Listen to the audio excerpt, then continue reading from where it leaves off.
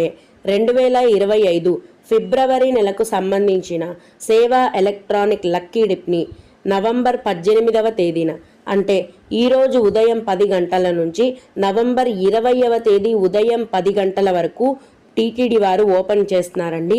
Lucky dip అంటే తిరుమల ఆలయంలోని గర్భగుడిలో స్వామివారికి కొన్ని అరుదైన సేవలు చేస్తారండి.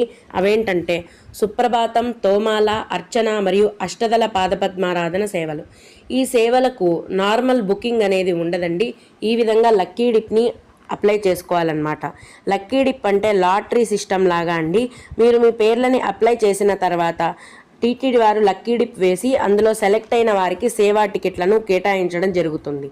ఈ లక్కీ డిప్లో సెలెక్ట్ అయిన భక్తులు తిరుమల ఆలయంలో స్వామివారిని మొదటి గడప నుంచి అంటే అతి దగ్గర నుంచి దర్శనం చేసుకునే అవకాశం అనేది ఉంటుందండి. కులశేఖర పడి వరకు అంటే